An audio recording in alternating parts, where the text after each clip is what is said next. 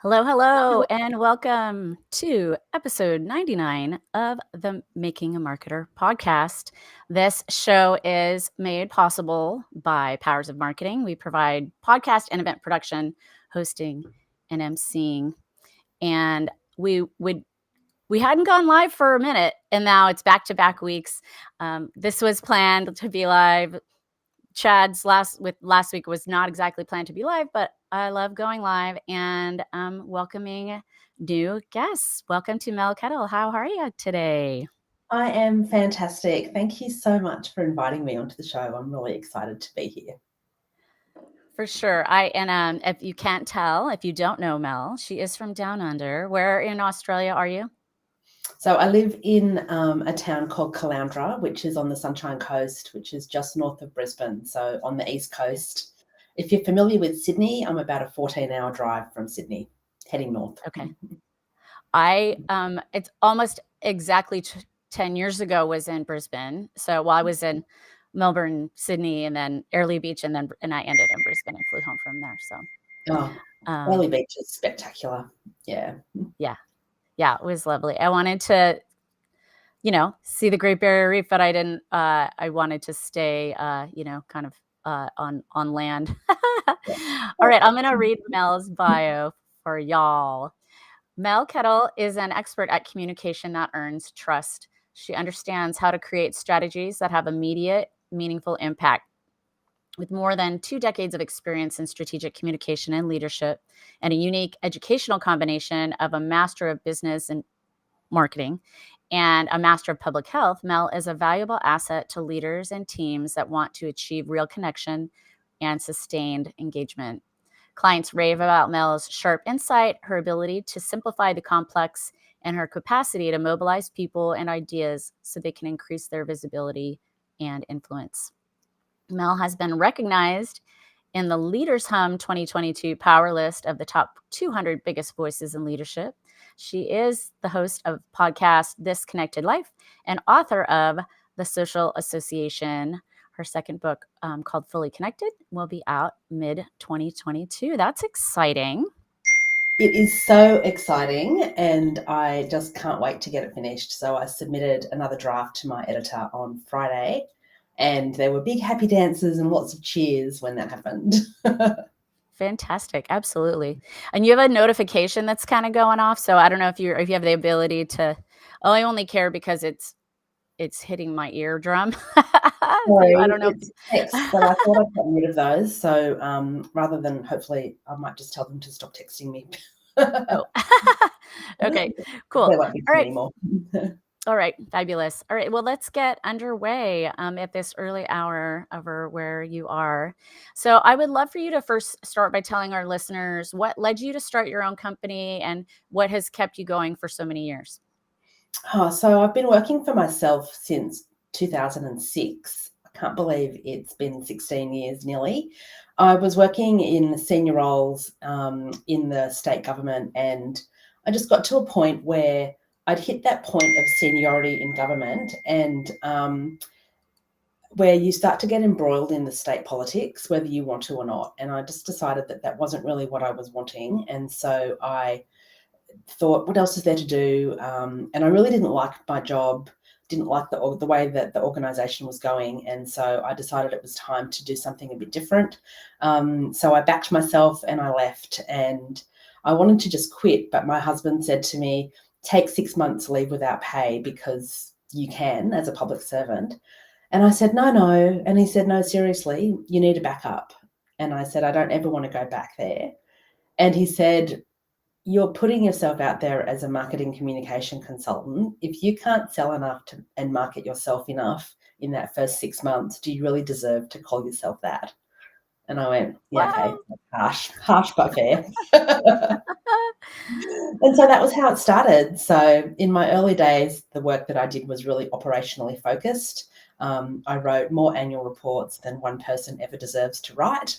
And then as time progressed, my confidence grew, and now I do a lot more work that's mostly the work I do is strategic and working with leaders and teams to help them, communicate and connect to create real engagement and to earn trust.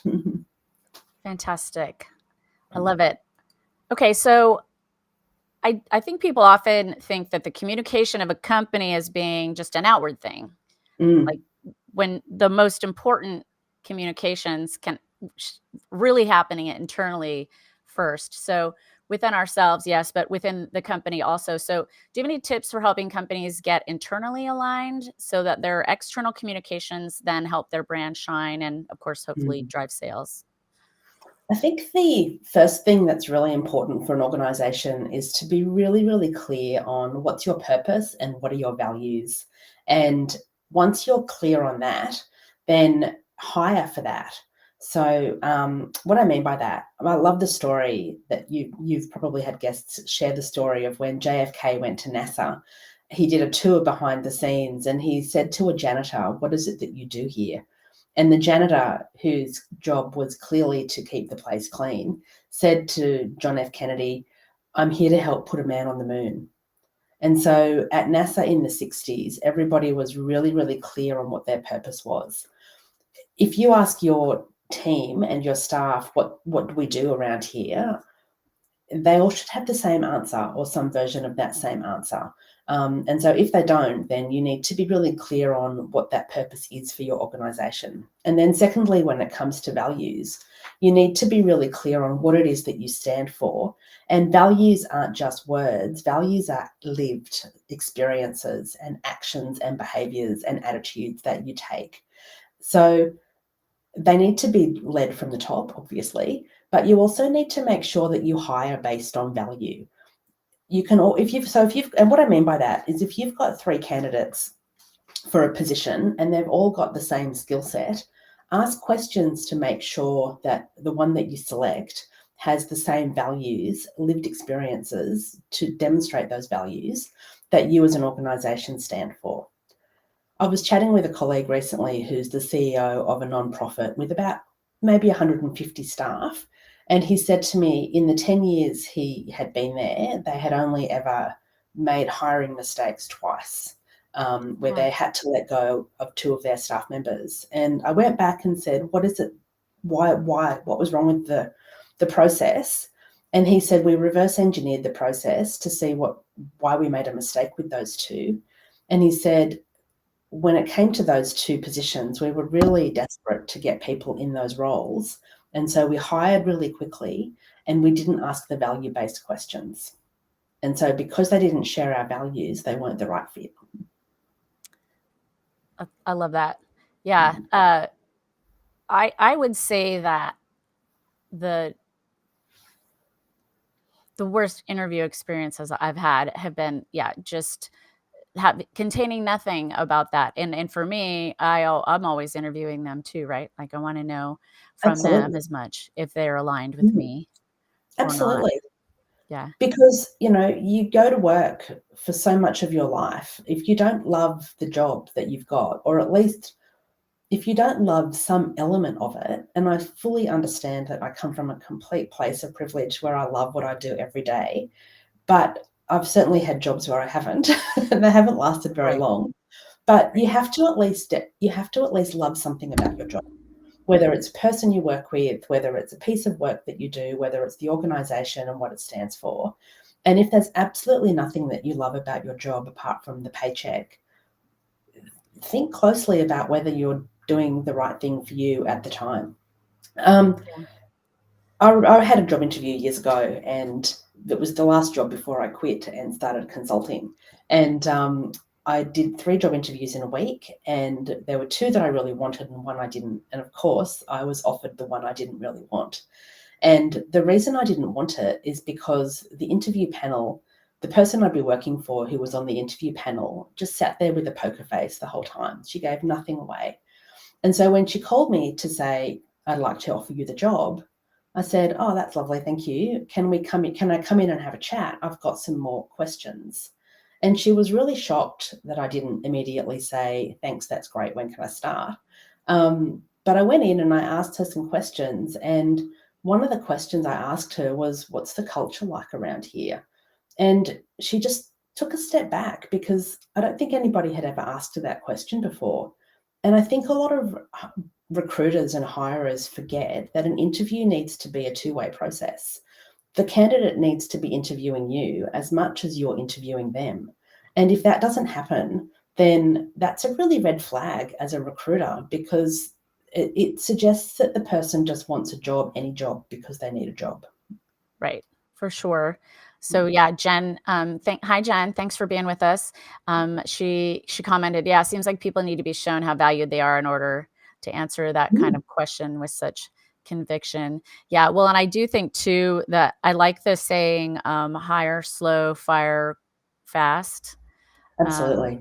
Yeah. because you definitely should be taking the Mm. time, both on both sides. Yeah. One of my mentors says to me that you should know within 48 hours of hiring somebody whether you've made the right decision. And if you haven't, get rid of them. Yeah, it's a little more challenging with this remote work thing too, though. Like, It that's is. I started a Yes. new job yesterday, and I haven't even spoken to my boss yet, so Mm. so there's that, but it's okay. Yeah, I've got a friend who met her colleagues for the first time in January this year. And Yeah. she'd been working there for a year. Oh, wow. Yeah, Yeah. that is happening, I think quite Mm. a bit based on the last couple of years. All right, so let's talk about leadership. What makes a leader fully connected, and how can leaders develop a culture of belonging within their organization, where Two their very workforce is aligned and productive? Yeah. Two very big questions. So I really believe that before you can be connected to other people, you need to be connected to yourself. And so the fully connected piece is how do you know yourself? How do you know yourself, love yourself, trust yourself? And there's three components that I believe come around being fully connected. You need to be self-aware. So how self-aware are you when it comes to your attitudes, your emotions, your feelings, what they mean, and how they show themselves in your behaviors? And the other part of self-awareness is, how aware are you of how other people see you and perceive you? Do they see you and perceive you as someone, excuse me, who's worth getting to know and who has attributes that they hold in high regard as a leader, or do they not? The second part of being fully connected is, how self-motivated are you? Do you wake up in the morning and go, right, I know what I need to do today and I'm going to get there? Do you know your personal purpose? Do you know your personal values? Do you know your personal goals? And this is true whether you're, starting out in your career, whether you work for yourself or whether you're employed by somebody else. It's the more you can be self-motivated and driven, that's what makes you get out of bed and do things every day. And then the third part of being fully connected is self-care. How much do you look after yourself? Do you manage your energy? Do you have good personal healthcare plans in place? Do you eat the right food, drink enough water, get enough sleep at night, get enough rest and movement during the day? Do you exercise enough? Do you go to the doctor and know what your general health status is? Because if you don't do those things, then you'll probably find that your energy isn't quite where it needs to be to live as full a life as you can possibly have.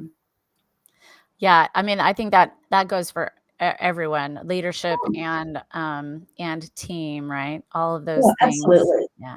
But also, if you're embodying that as a leader, then your team will see that it's okay to do those things. So if you say, I make sure that I get 8 hours sleep a night, and I don't work until midnight every night, and I don't, I practice what I preach, then your team will do that too, and they'll be happier, and they'll be healthier, and they'll have stronger relationships because they won't be grumpy and cranky all the time. Right. There's nothing worse than being sleep deprived, because your brain doesn't fire on all cylinders when you don't have enough sleep or when you don't feel well. And so that makes it really, really difficult to um, do what you need to be doing and what you want to be doing. And I can see that Jen has said, say no to hustle culture. Oh my God, I Yep, cannot stand the word hustle. Gary Vee right. has a lot to answer for with that. For sure. I think that we Uh, need to, as a culture, we need to slow down and we need to simplify our lives. And COVID's been a really good opportunity for people to start doing that. So now that we're going back into the office, how do we keep those really good habits that so many people developed during COVID of, exercising every day and cooking healthy meals and eating really well and spending time together with your family and your friends, whether it was virtually or in person? How do we make sure that we maintain those practices that we've developed over the last 2 years? Yeah, for sure. I do think that that element, especially of the working from home, of being able to just hop off and go for a walk where you might not necessarily feel inclined to do that when you're in an office with people. But yeah, making time for it, of course, is super, super important. And it's not even So that when you're in the office, it's when you add in the commute that so many yeah, people have, and that adds another, 2 or 3 hours to a work day for so many people, then you don't have the energy to go to exercise afterwards or before because you're getting up so much earlier. yeah, no, absolutely. Yes, for sure. All right. So as we were prepping for the show and what direction to take, you mentioned the word conviction quite a bit. So I'd love you to share, like, what would you say shows conviction, and how can we show it in our communication? So I think there's 4 ways that we show up as communicators. Um, we can either be really, just drag my notes out because I'm having a mental blank here. We That's can come okay. across as we can come across as conniving. We can come across as a bit clueless and scatty. We can come across as chaotic, or we can come across as convincing. And when we're convincing, we normally are communicating with heart compared to letting our ego push its way through. And we're normally really engaged with the person or the people that we're communicating with, rather than being unfocused and unsure of what we're saying and thinking and doing. And one of the ways that we become really engaged as communicators is when we're strategic and we have a plan in place, we know what we're doing, we've thought through what it is that we want to say and do, and we've thought through what the response is that we want our people to have, in response to the communication that we're putting out there. And I think that when we're convincing, people are much more likely to know us, love us, and trust us because we come across as being confident, and um, we also come across as being people who are worth knowing. And not everybody who's convincing in their communication is charismatic, but a lot of people are. And so we draw people in. Yeah, well, and leaders should be drawing Mm, people in, right? That's super leaders important. should be. And I'm just Yeah. looking at leaders that are, at the forefront of the media in Australia at the moment, and so many of them are repelling people away. That Without yeah, that naming fault. names or getting All embroiled right. in Well, and that's a politics is something next level in terms of, we haven't had a lot of leadership, in general, I think, as of late. And then Jen commenting on the last, c conversation last part of our chat, at my agency, they hold group exercise classes over the lunch periods on certain days. I think that's awesome. I love that. That's Yeah, I love that. fantastic. So you said you believe communication's about connection and relationships and not technology. So as a comms person myself, I got my master's in communication and leadership studies, just about 8 years ago. Hmm, So I believe congratulations. this whole yeah, I believe this wholeheartedly. So I technology is a vehicle, right? But it doesn't guarantee a connection. So what can individuals or companies do as they develop strategies or plans to focus on the message over the medium? I think the first thing that organizations need to realize is that email is for information, not communication. So many organizations rely on email as their primary form of getting the message out there. And it's just so easy to ignore or delete an email. I had was running a workshop with a client last year, and it was, to look at how we could improve their communication strategy. And their overarching question to me was, how many direct mail emails can we send out to our membership base every week? And I just said, what? I said, how many direct mails can we send out to our membership base every week? And I said, how else do you communicate with them? And they said, that's the only way. Oh wow. Mm. What year was that? Last year. Oh my gosh. Yes, this wasn't when email first came out. This was last year. And I think that we forget, like we get so caught up in which communication channel do I need to use? Do I need to be on Facebook? Do I need to be on LinkedIn? Do I need to be doing video conferencing? Do I need to be attending meetings and holding events? And do I need to be on TikTok? That so often the method of communication is it swamps the actual message and the fact that communication is about a relationship. So if you really want people to take action from the piece of communication that you have sent, and whether that action is to listen to it, to change behavior, to work for you, donate money for you, do whatever it is that you're wanting them to do, you need to make sure that that message is getting to them in a way that they want to be receiving it. And the way that we can do that is to really understand our audience. So, who is it that you're communicating to? And a lot of, I use an example quite often of if you've got small children, you wouldn't speak to them as though you were lecturing adults in an economics classroom.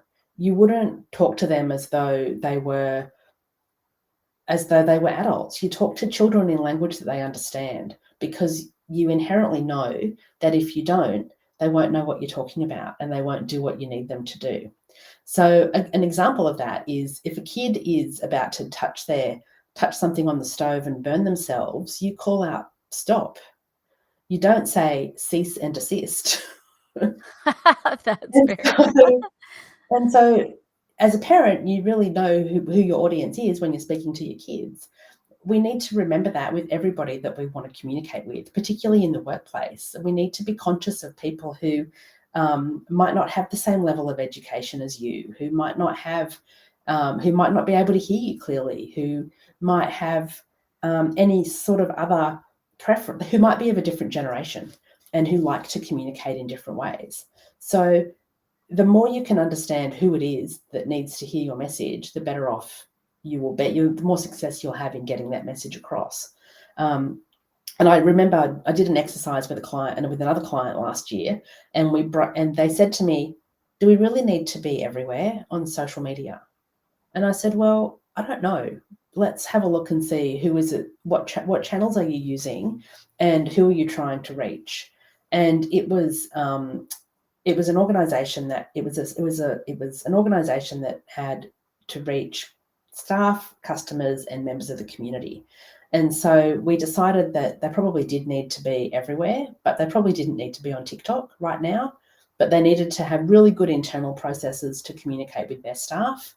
They needed to have really clear, direct communication processes to communicate to their customers. And they needed to be on Facebook to be communicating more broadly with their general community and to leverage the sponsorships and the other opportunities that came out into their community. But it was a really interesting exercise because we managed to get rid of a few of the channels that they were using that weren't giving them any return on the investment of time that was going into those channels. Yeah. I always say, well, to your first point, meet people where they are. That direct mail, that may work for many of the. Of course, I recommend that now as like a differentiator, right? To let's every once in a while, maybe once a quarter, do a direct mail piece because it might be more likely to get seen than your email.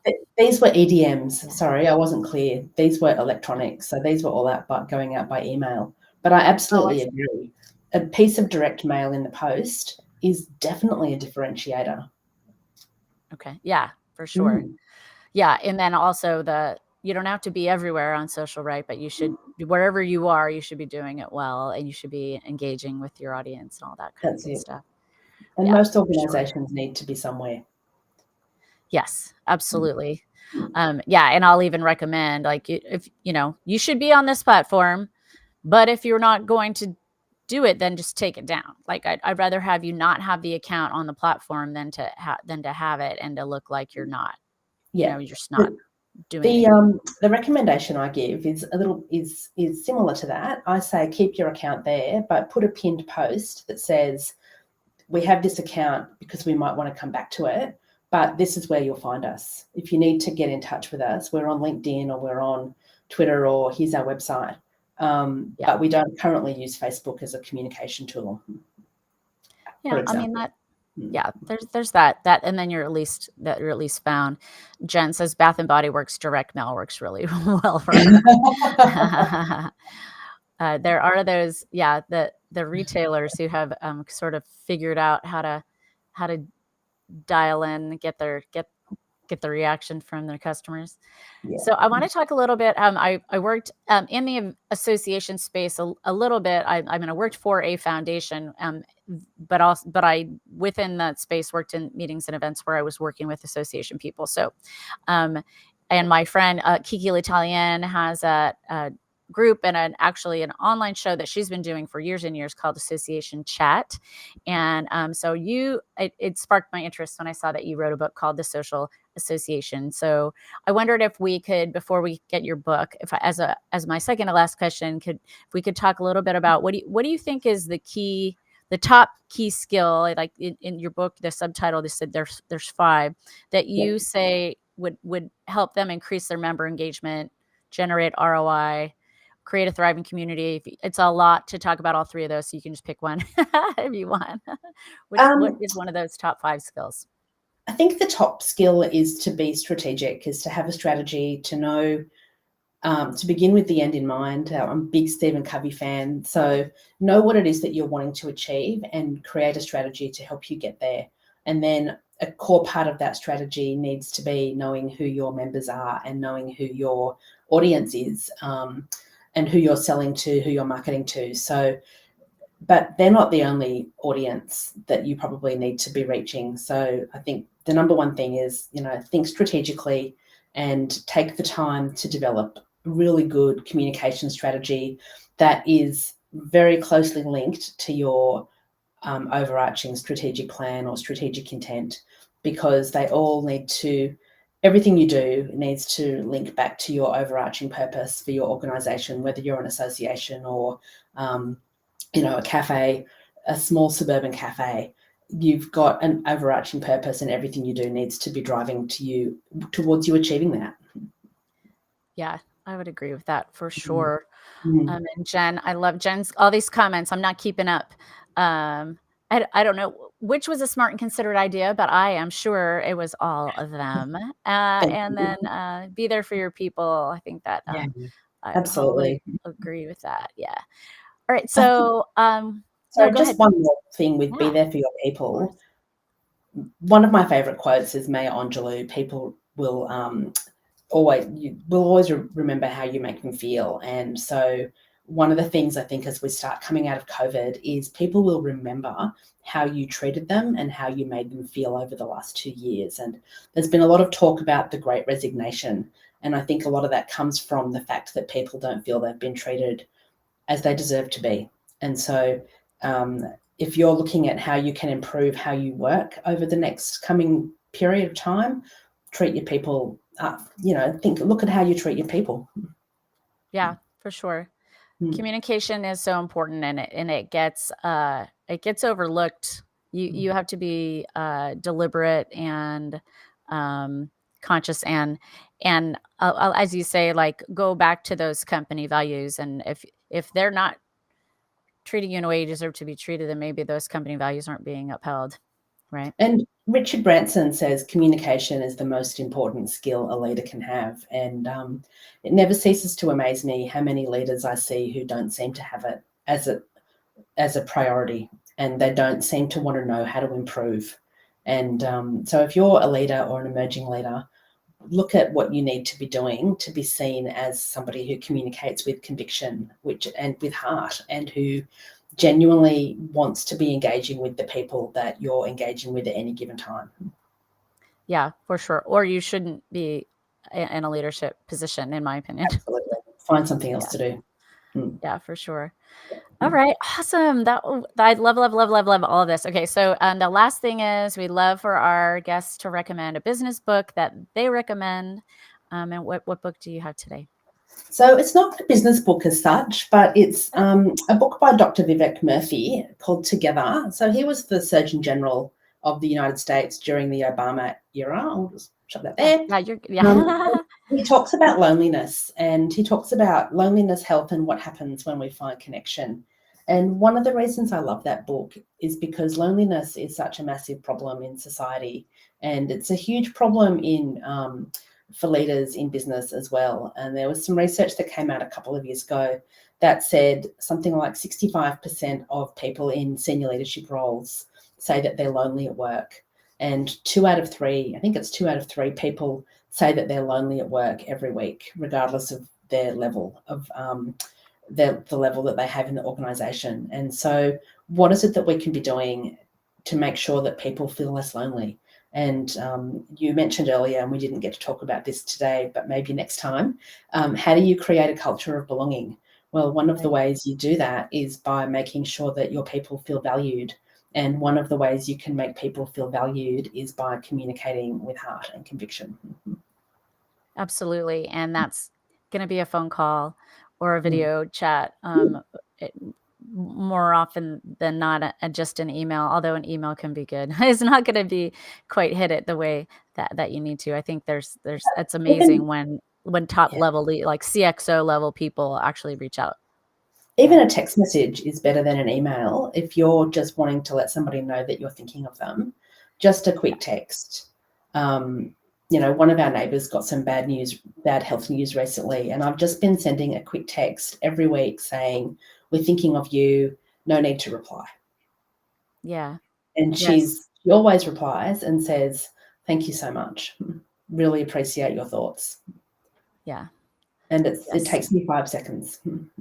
Yeah, exactly. I Mm. love that. Yeah, and I have friends who I will text them and, like, childhood friends that I haven't seen in a while.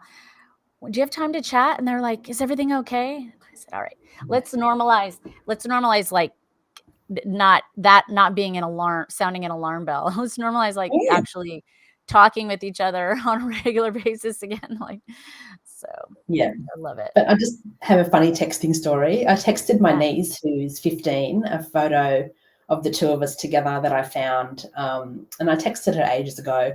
And she texted me back and said, "Oh my God, I love this so much." And the gap of time between me sending it and her responding was 5 months.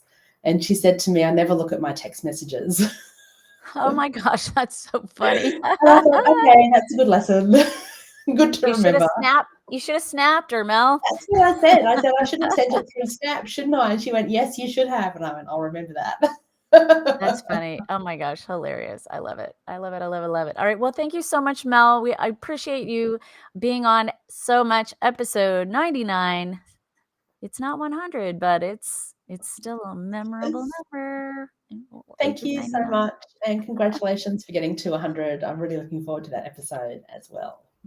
Thank you. Thank you. Yes, we will be teasing that out along with sharing some feedback we've gotten from we've reached out to all of our guests over the previous um, 97 episodes or whatever. And so we'll be using that in our marketing moving forward. Thank you, Jen, for being with us in the chat. Thank you to everyone who is watching the replay or listening on the pod. We appreciate you so much. Please, if you would take a moment to follow, rate, and review us on your platform of choice so that we get seen by more folks. All right. Fantastic. Thanks, Mel. Thanks very much.